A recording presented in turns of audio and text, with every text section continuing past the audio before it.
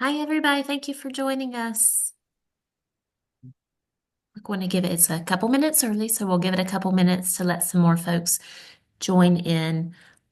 This is Ask a Psychologist with Dr. Janet Savia. This is not a CE, so no big rules, no need to sign in if you don't want to sign in. You're welcome to use the chat if you want to chat with folks or you have a comment you would like to share. Feel free to use the chat for that. But no strict rules, no evaluation after this, no certificate coming. You can just enjoy and listen.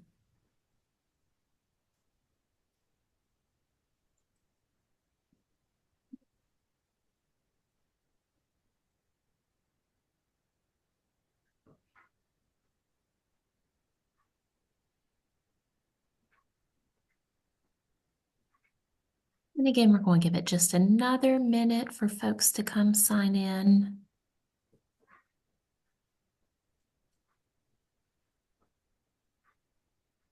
Thank you all for attending. I imagine it's cold pretty much where everybody is.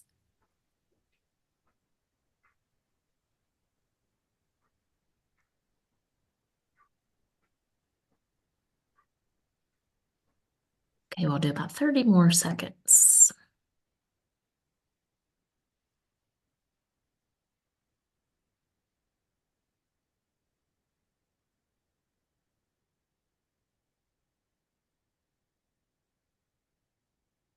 Again, thank you all for joining us today. Um, Sorry about that. My computer made a bunky noise. This is Ask a Psychologist with Dr. Janet Savia. We'll be talking about loneliness today. If you have any comments, questions, concerns, you can always pop them into the chat for us. There will be some time at the end if you would like to ask questions or have anything else that you want to discuss. I will continue letting folks in as they're popping in on us. But Dr. Savia, I'll go ahead and turn it over to you. Thank you, Karen. Good morning, everybody.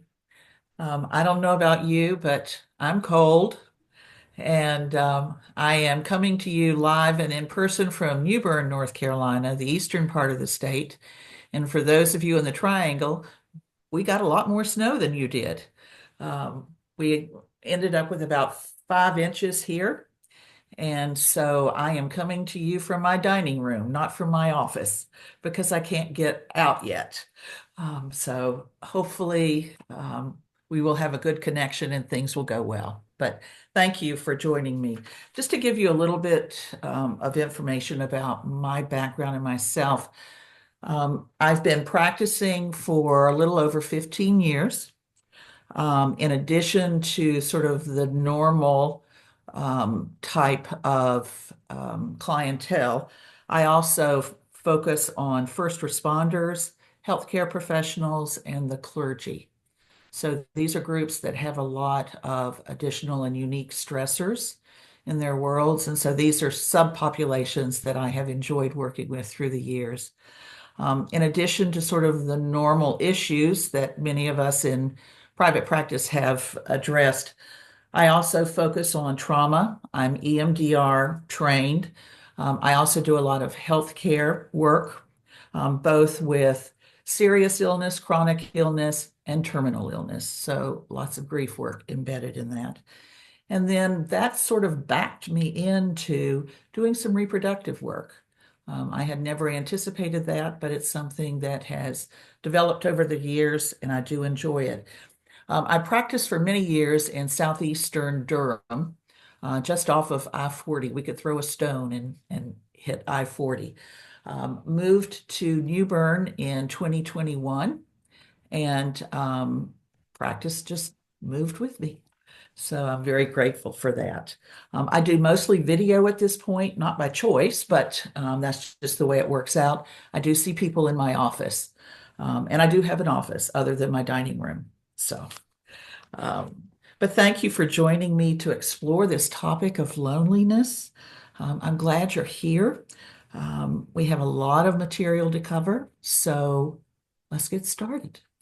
Um, Loneliness has been a topic of thought and writing for centuries, for centuries. The earliest I could find was a quote by Aristotle that was from 4th century BCE. And this is the quote: "No one would choose a friendless experience and existence on condition of having all the other things in the world." And what this quote emphasizes is the fundamental human need for social connection, even in the face of material abundance. And as I kind of moved forward in history, writers like Wordsworth, Edgar Allan Poe, Joseph Conrad, F. Scott Fitzgerald, all of them wove themes of loneliness in their works. They laid the foundation for a very rich tradition of exploring this particular human experience through literature, through philosophy, and even in poetry. So lots of robust historical references to loneliness. However, an interesting factor is that historically, the scientific view of loneliness was minimal. It was perceived as uh, just a symptom of depression, a component of grief, nothing in and of itself to really focus on, not very important. Um, and so it wasn't even worthy of scientific exploration. This changed, but seeing some of the gray hairs and no hairs in the group, it didn't change until 1959. There was a German psychiatrist by the name of Frieda Fromm Reichmann, and she wrote an article really rather chastising the the profession at that point, and said it was time for scientific recognition and study of loneliness. She said there are various levels of loneliness and different forms of loneliness, and it warrants scientific exploration on its own. Um, and that's when the scientists, our colleagues, really began exploring loneliness. Um, it's not new. It's not new, but it is relatively new in our field. So, how is loneliness defined? As psychologists, we are always told to define our constructs. Be clear. What are we talking about? What are the things that um, we think we might mean, we actually mean, or we may be confusing? The US Surgeon General put out a report. I don't know if you can see this on mine. This is the epidemic of loneliness and isolation from 2023. And so this is how public policy makers define loneliness. It's subjective. It's distressing. It's an experience.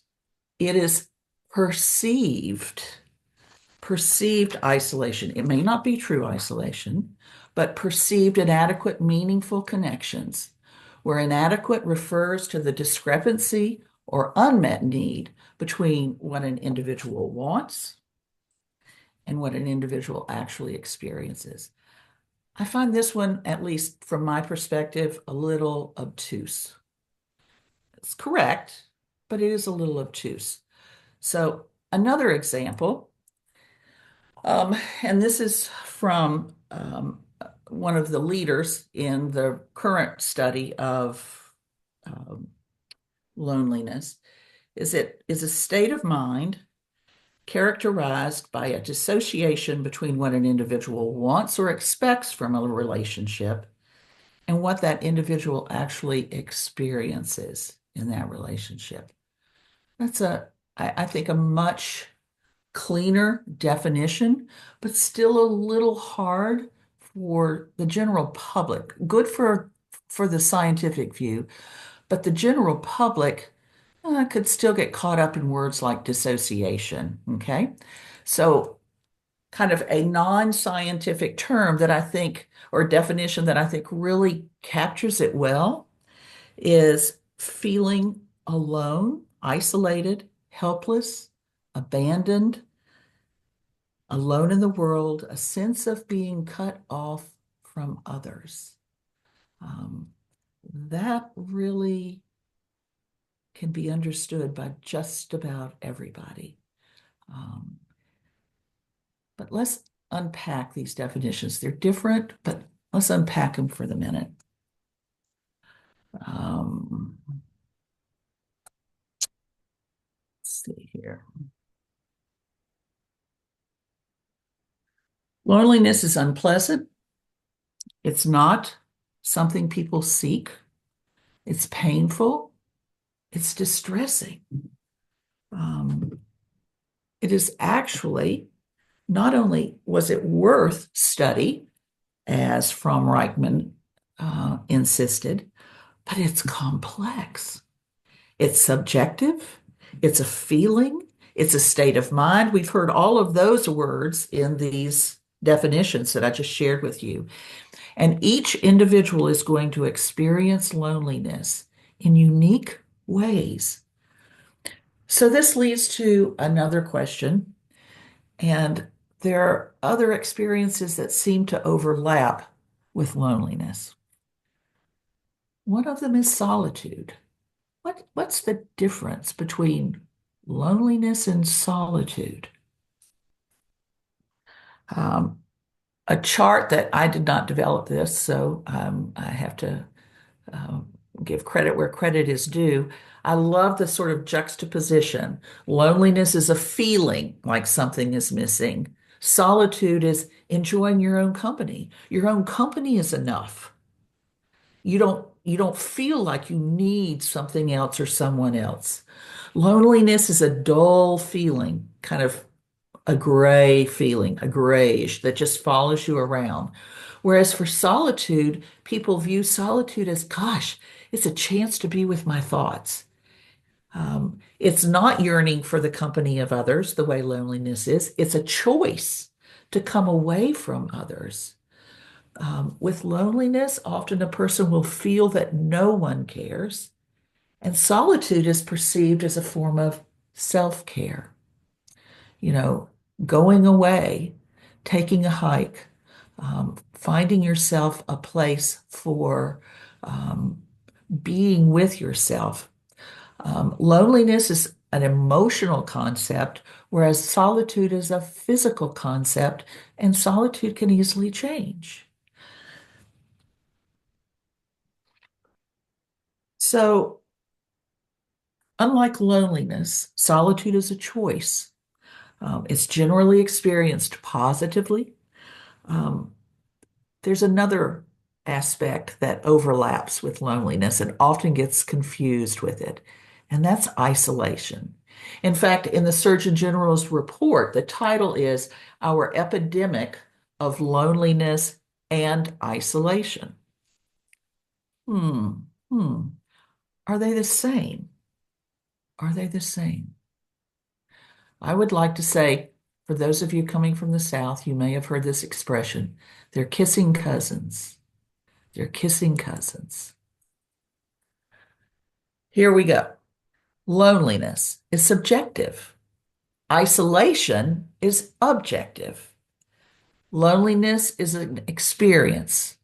Isolation is actually having few social relationships, um, not having good and clear social roles and goals and infrequent social interaction, whereas loneliness is a perception. It's a perception of isolation or a perception of inadequately meaningful connections. So they go together, they're important. But contrary to a lot of popular belief, and if you read just sort of general literature these days, not scientific literature, often these two get confused. And you're going to see when I'm making some recommendations at the very end of the presentation that some of the recommendations really are targeting isolation. Um,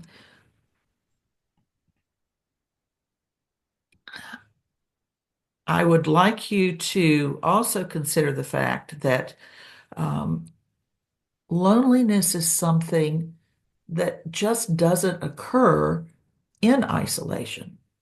You could be lonely in a crowd. You can be lonely in a marriage. You can be lonely in a family. Um, Recently, I don't know if you have had this experience with your practices, but I've had people who said, I don't feel like I fit in my family anymore because of these political differences that have so polarized family members that they say, I feel lonely. I feel like nobody in my family even understands or listens or hears me. So loneliness can happen when you are surrounded by people. Whereas isolation is that withdrawal and that separateness from other people. Um, some of the factors that we know contribute to the objective experience of isolation is living alone. That's something you can measure. Loneliness is hard to measure. Isolation is pretty easy. That's why the policy folks have a tendency to lump the two together because you can measure isolation. It's harder to measure loneliness. Now, I'm going to give you some assessment um, possibilities for those of you who are interested in doing any of that. But here are some of the specifics that we use to measure isolation: living alone, infrequent social interactions, and lack of relationships or social support. It's commonly held both in the lay and the scientific community that if isolation is not addressed, if it's allowed to go on and be unchecked and actually become chronic, it often leads to loneliness. This is the kissing cousin piece. So, this is why a lot of the solutions target isolation in the hope that if we can deal with that, we're halfway to our goal of dealing with loneliness. Um, a person can feel lonely without being isolated, and a person can be isolated without feeling lonely. Loneliness is more about the quality of connections rather than the quantity. Let me say that again because that's, I think, very important. Loneliness is more about the quality of connections rather than the quantity of interactions. So while they are very related and intertwined and a challenge in doing research in this area, they are not the same. Um, let's look at one more common misperception. So we're talking about what is loneliness, and now we've kind of morphed into what loneliness is not. It's not solitude. It's not isolation. Now, is it a mental illness? Is loneliness a mental illness?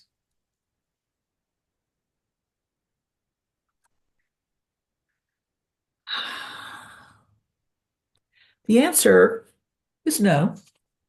I mean, we all have our DSM-5s and we can state clearly, but I have a lot of folks who come into my office who think they're depressed and they're lonely.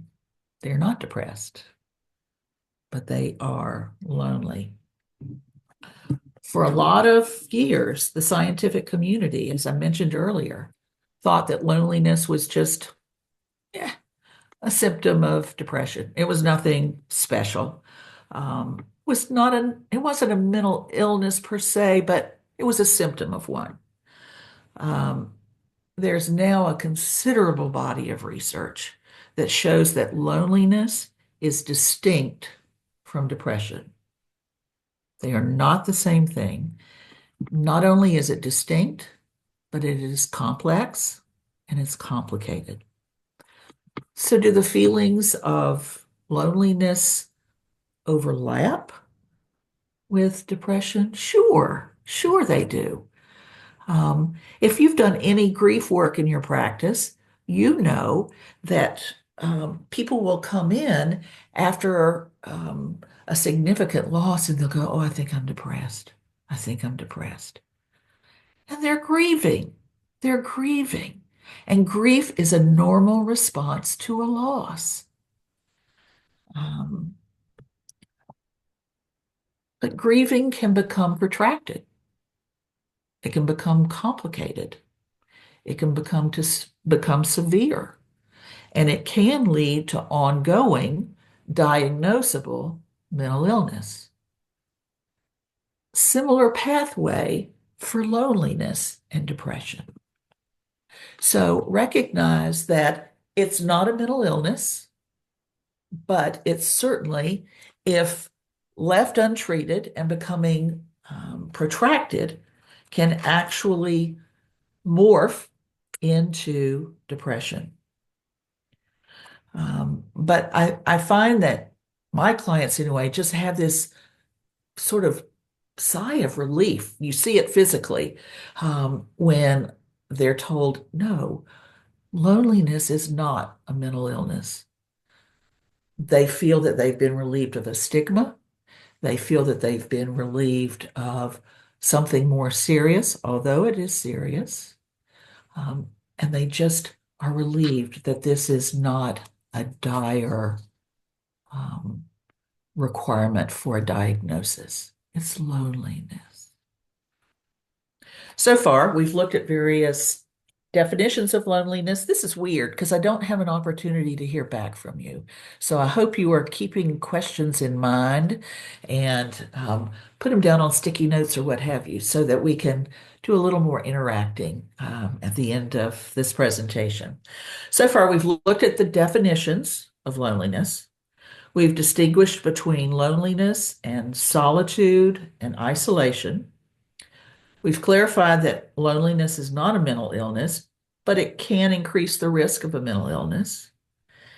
And there's another impact that loneliness can have on mental health. It can increase the risk of suicide. Okay, so now we are talking about something serious.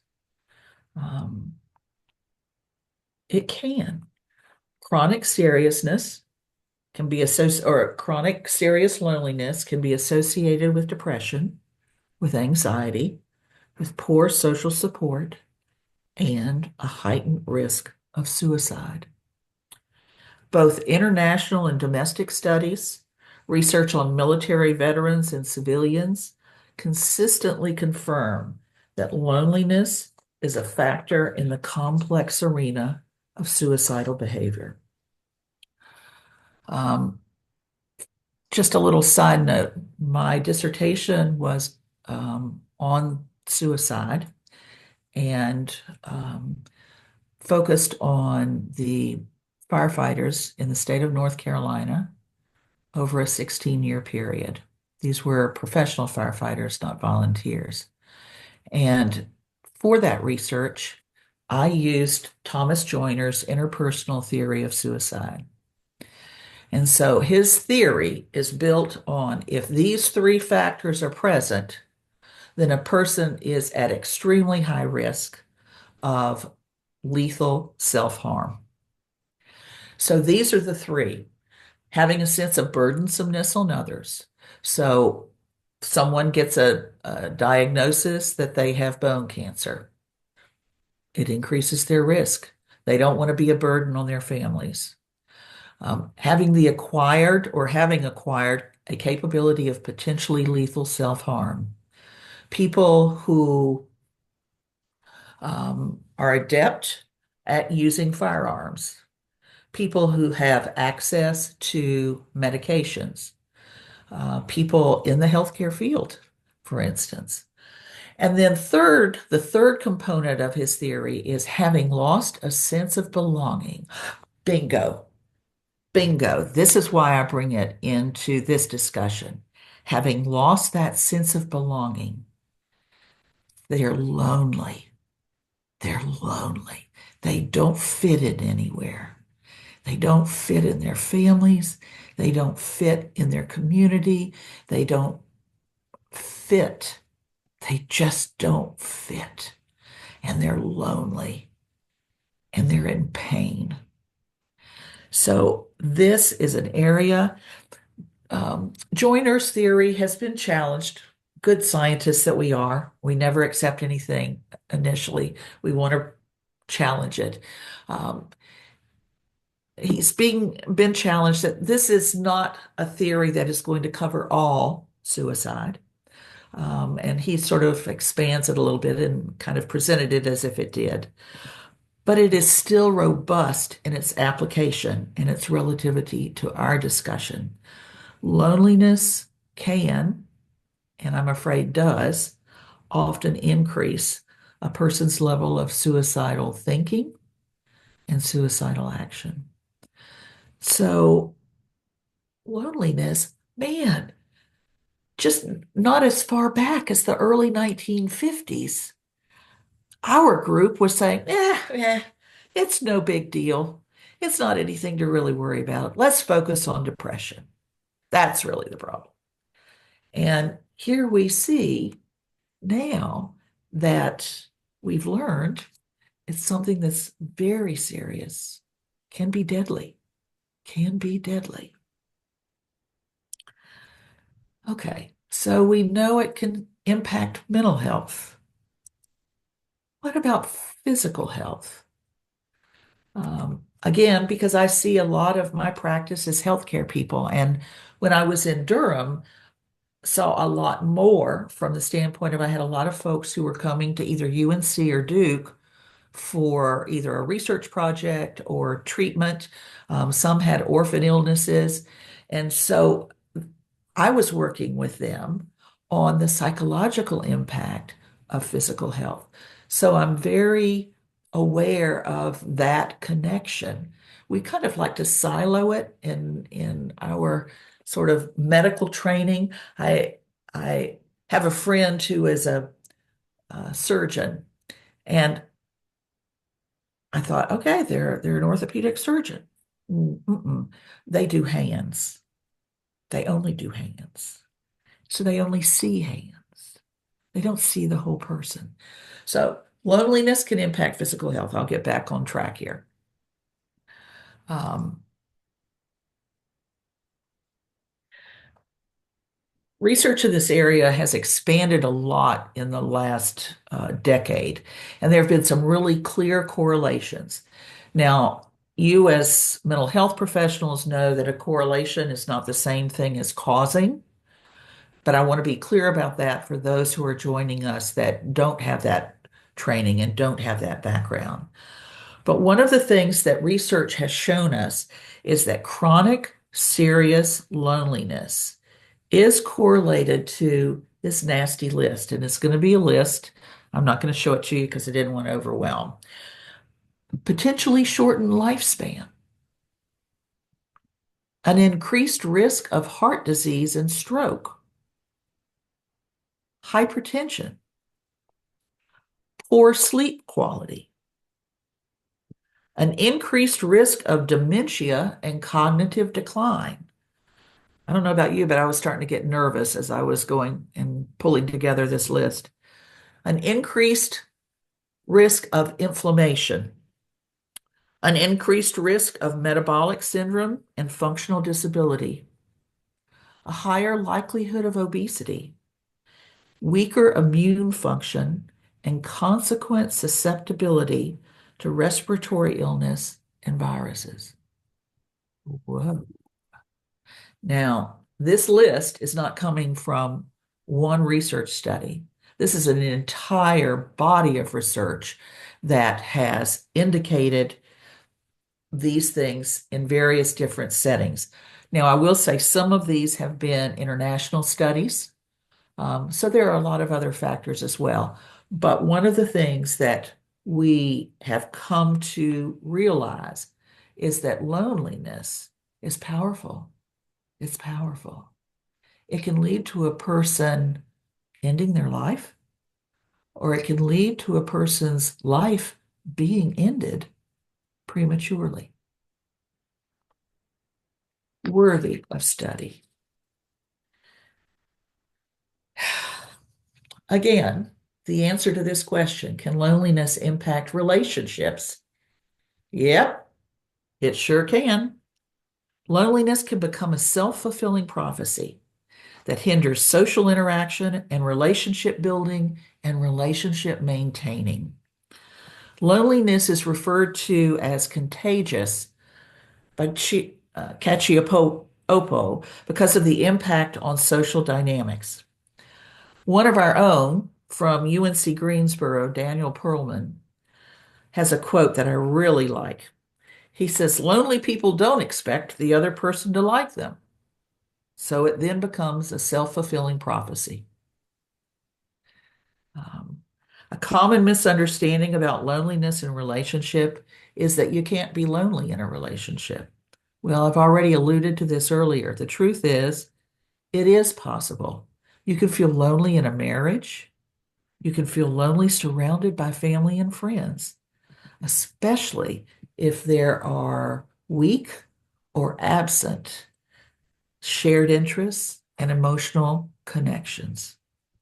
So, all right, just to review, we've covered a lot, but at the surface level, because we wouldn't have time otherwise, but we've determined that loneliness is not isolation, it's not solitude.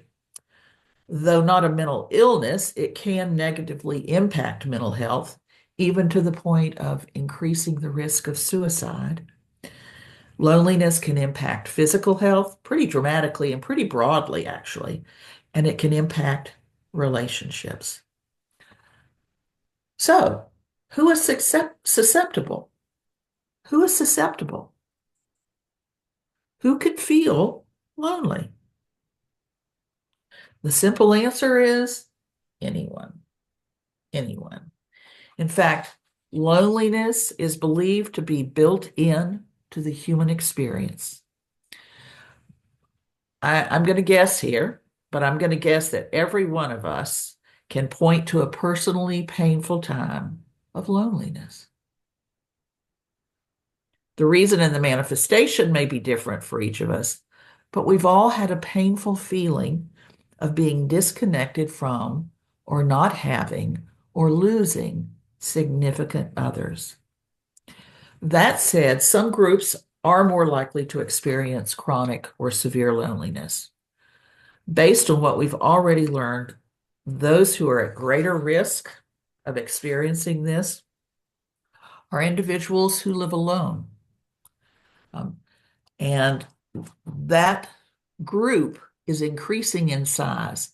In 1960, 13% of US households were single households, single adult households.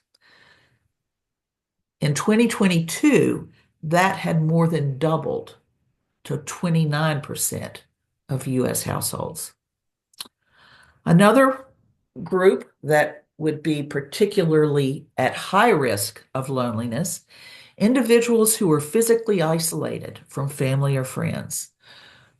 I live in Newbern, but there's a lot of country around here. People who live in rural areas, people who can no longer drive. All we have to do is think back a couple of years to COVID. When I had folks who had siblings that they had talked to every day for 65 years, their sibling was now in the hospital with COVID and they couldn't see them. They couldn't talk to them. There was a tremendously increased risk of loneliness and experience of loneliness. Another is individuals who are isolated due to illness or injury that hinders communication and mobility. So they may be at home, but they've had a stroke. They can't talk over the phone. They have their speech is garbled. Those who have hearing loss, They can't easily participate in a conversation. And again, even those who aren't able to drive, um, it's not safe anymore. Another group that's at high risk are people who already have a diagnosed mental illness and just joining right on the heels of that, individuals who are in any stigmatized group, people experiencing domestic violence, minorities. Those folks are at higher risk of loneliness. Um, in addition, there's been some research. I wanted to see if there were any of the demographics that we sort of typically look at as psychologists, if there were demographic characteristics or groups that um, are kind of the usual suspects, and if there was anything there. So the most recent research that I could find was a large-scale study out of Harvard. It was a national survey, and it included over 900 adults, 18 years of age and over. 36% of the people participating in that survey reported serious loneliness. And they define serious loneliness as feeling lonely frequently or almost all the time or all the time in the 4 weeks prior to the survey. 61% of the young adult participants reported serious loneliness. 61% of the young adults. I don't know about you, but I've often kind of had it implied that this is an old people thing. Well, I'm an old people. And I'm learning that this is something that cuts across the entire age group, the entire lifespan. Interestingly, in this Harvard study, 51% of the mothers who had young children reported serious loneliness.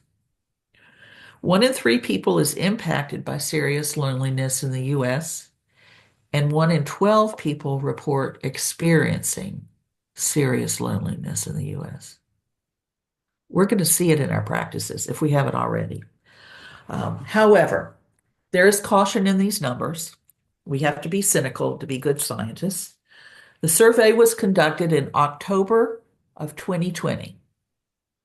What was going on in October of 2020? We were smack dab in the middle of COVID-19. So the question is, do these numbers reflect COVID, or are they just a continuation or an exacerbation of what was already happening? Well, the search for a clear answer is TBD, to be determined. There's ongoing research, but nothing for sure at this point. What we have determined over sort of a longer period of experience is that reports of serious loneliness remain really pretty stable across adulthood until people reach the age of 75 to 80. And sort of the presumption here is that this relates to multiple stressors happening, multiple events contributing, such as loss of physical health, loss of mobility, loss of multiple significant relationships. So that's the one piece that has been sort of teased out of this. Um, but even with that, the body of research that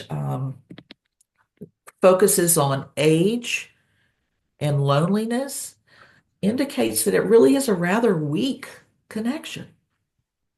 It's not as strong as we might think. So there's more to it than that. Um, and let me just say, I am not trying to give you an exhaustive research literature review today or even a full report on the current literature. But we've briefly looked at the scientific research to learn more about this thing we call loneliness. Um, what the general research to date has found is that income, education, gender, ethnicity do not necessarily protect you from loneliness. And loneliness is contagious. It's contagious. For those of you who want to dig deeper, I didn't know whether we would have mostly community members or mostly colleagues here. But if you've gotten a little bit curious and you think you might want to dig a little bit deeper, then I'd like you to uh, have some names to kind of Google them at the very least and look at some of the research. A lot of what we see in the loneliness research really has as its foundation Bowlby's work on attachment. And attachment theory is trendy again. You know, it kind of comes and it goes, but it's trendy again. So pull off your Bowlby trilogy and take a look at that. But know that they really interface beautifully. Another person who is a big name in loneliness studies is Robert Weiss. Dr. Weiss was a sociologist and really was the first person to develop a comprehensive theory about loneliness. Um, I can't remember, I don't remember where he was. If you need to know, email me and I'll let you know. Dr. Peplaw is known, she was at UCLA. She's known for her work on developing an assessment instrument for how do we assess loneliness. And frankly, hers is still one of the most popular and most used instruments for measuring loneliness. Daniel Perlman is our very own. He's at UNC Greensboro. And actually, Karen might be a good presenter for a future conference or workshop. John Cacioppo is out of Chicago. He is no longer living. He died of cancer in 2019, I believe, somewhere around that time. He developed this whole specialty area of social neuroscience and has done a lot of great writing and great research. You're going to see that name. And his wife, who is still living and still active and still working, she's doing a lot of research. She's doing a lot of writing. She has continued his work, again, out of the Chicago area. And then two people that are really looking more at what I'll call existential loneliness, that basic experience that every person has. Um, Clark Moustakis was out of Michigan. He is no longer living. He really wrote a lot. I have some of his books, and he's written about loneliness and creativity, and the positive potential of loneliness. His books are still available. You can still get them on Amazon, actually.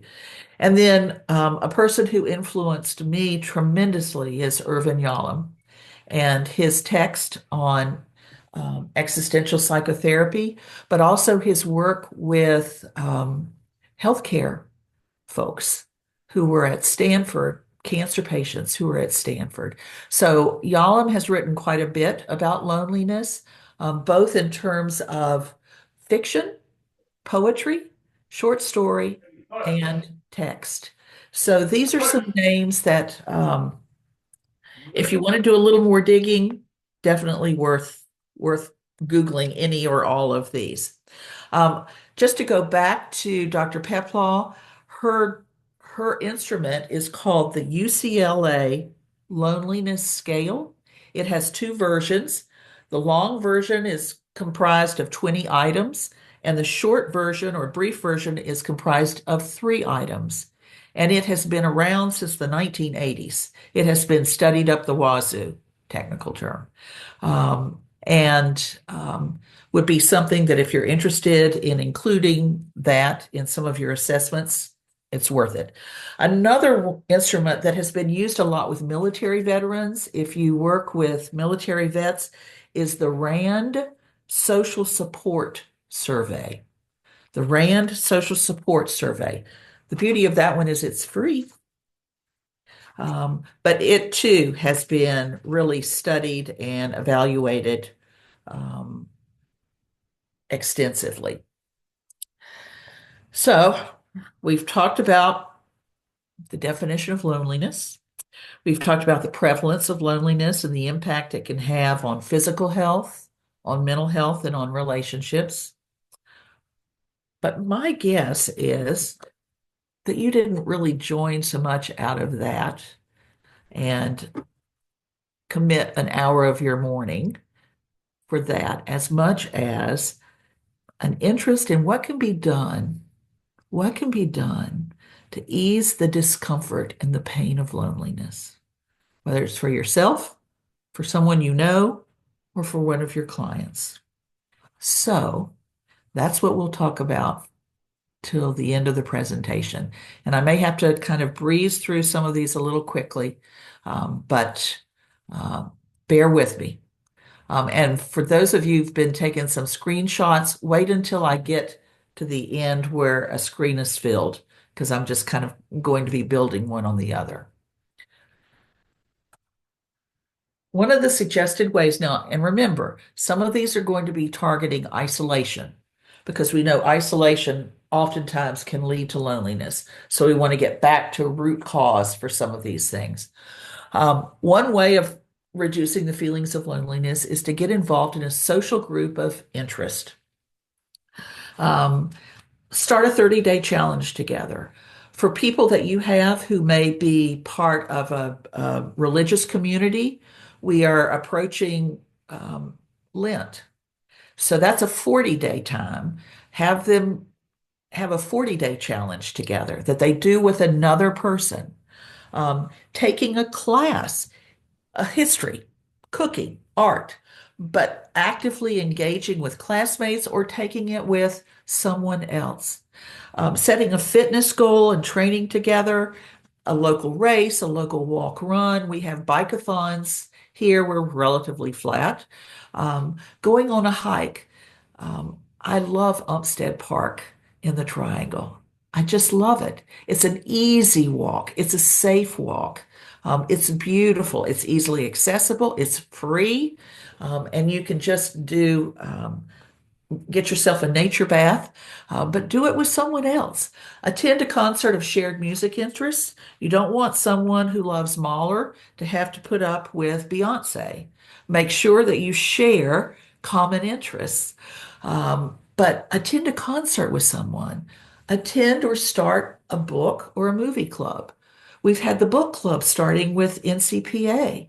And it's wonderful to be with people who begin sharing their impressions, their thoughts, even their feelings upon reading something. So these are some social group ideas. They're not the only ones, but just to kind of get you started. Another is to find ways of helping others. The idea here is giving rather than receiving. It's powerful. I have a client who participates in the Linus Project. Nod your head if you know what the Linus Project is. They make blankets for infants in NICU, and they never see the babies, but they make the blankets, and they're using something. This is really helpful for someone who's homebound, who is isolated, but they can feel like their life has meaning. Another thing is to do something helpful or nice for someone without expecting anything in return. A while back, there was a lot of activity around this, and I'll just mention the phrase random acts of kindness. You remember when there was a lot of talk about that? I actually had that happen to me once, and so I was on the receiving end of it. I was sitting in a restaurant, King's Barbecue, if any of you have been in Kinston to King's Barbecue, and we went to pay the bill, and the waitress said, "No, it's already been taken care of." I don't know to this day who did it. I was overwhelmed. I was moved. But that person had the joy of seeing my expression. They were sitting somewhere in that area. They had the joy of seeing my expression. They had the joy of knowing that they had done something unexpected and positive, and they didn't expect anything in return. Another is to volunteer at least 2 hours a week. And apparently, the 2 hours a week really has some significance.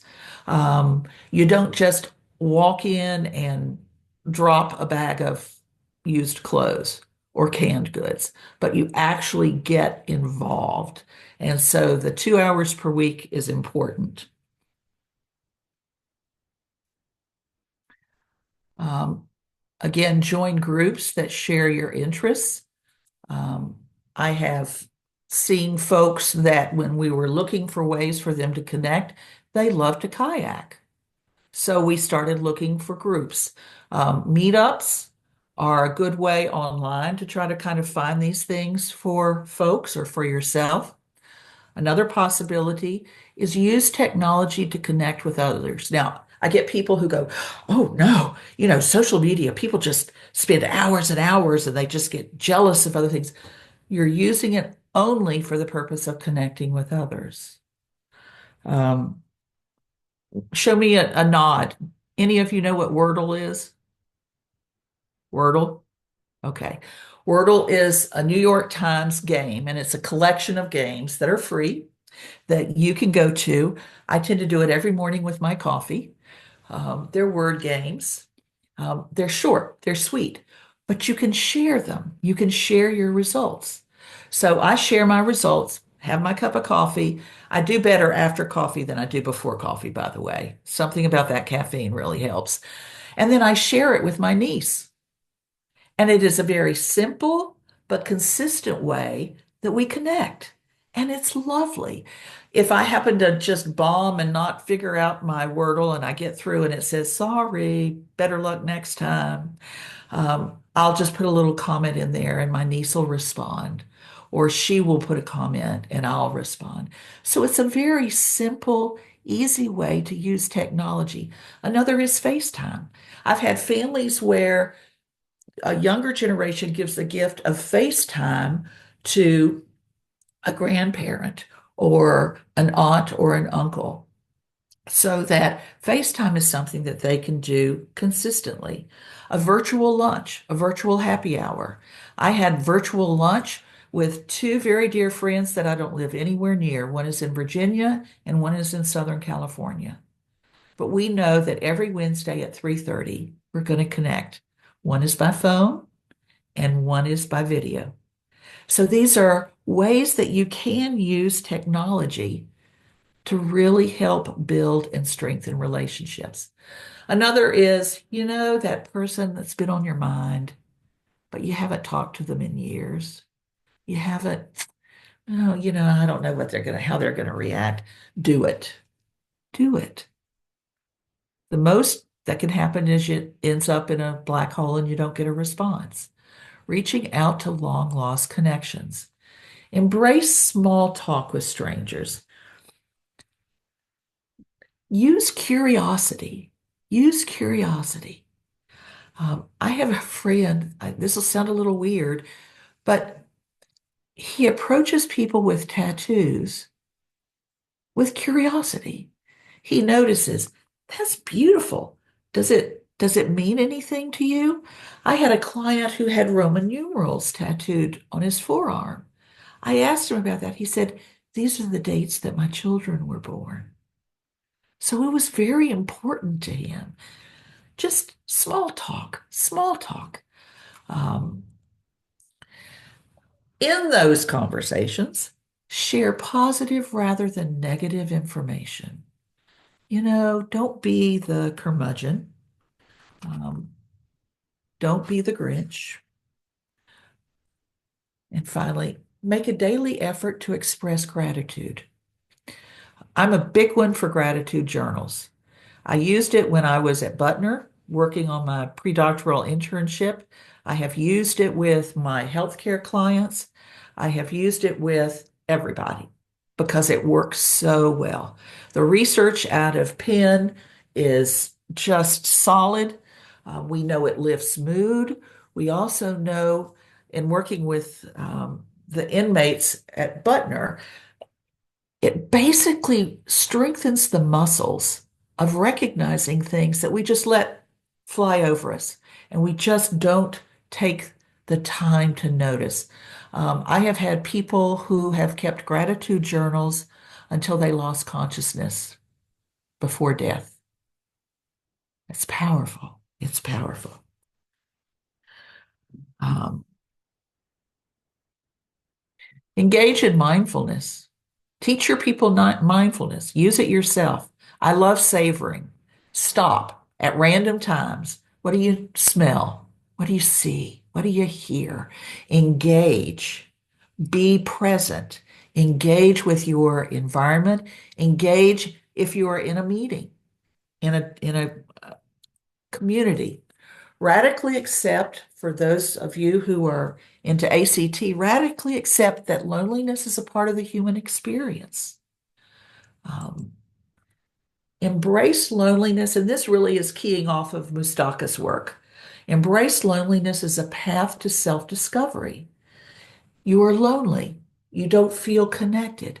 Use that time to explore and learn about yourself. That will help with developing resilience and also developing deeper connections with others. The key in all of these suggested activities is to be genuine. Be genuine. Don't fake it. Be genuine. Be open and enjoy the process. It's work. It's work.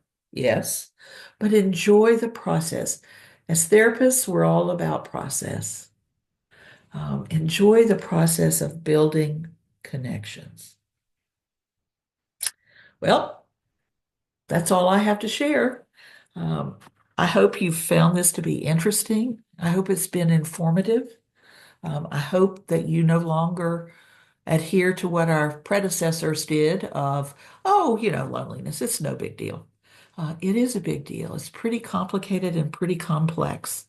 Um, so I hope whether you've joined as a mental health professional or as a member of the community, that this was worth your time.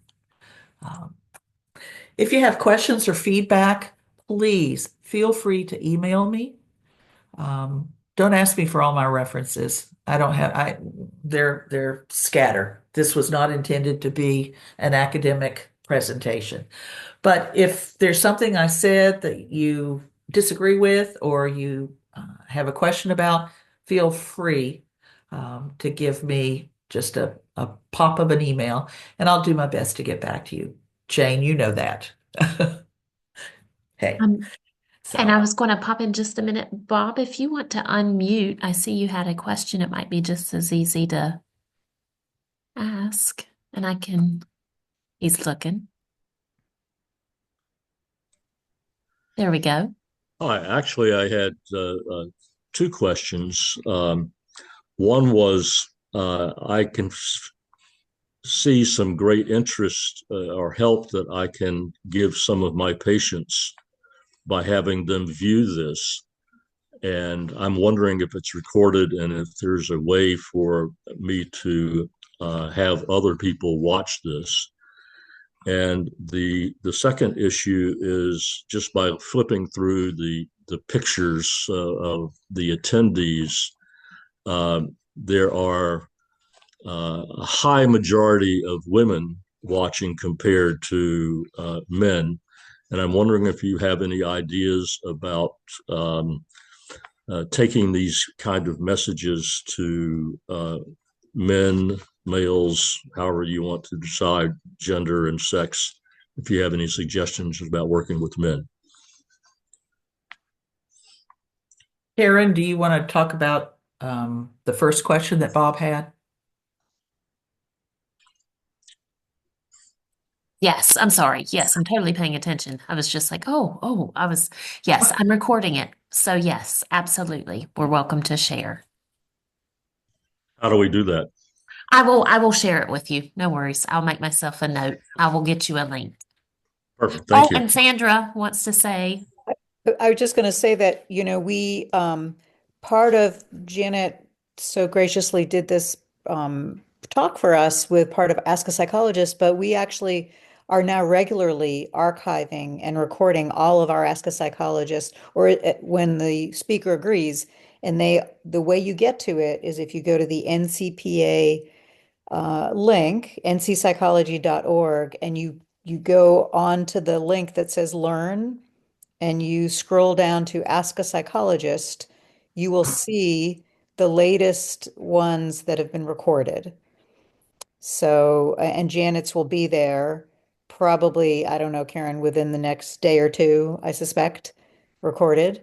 yeah, So, I'll aim to get it up Monday. It has to process a little bit behind the yeah. scenes, but I'll aim for Monday to get it up. And I can also email you that as well, Bob, and let you know. And um, so you know Okay. where Well, to. thank you both for that.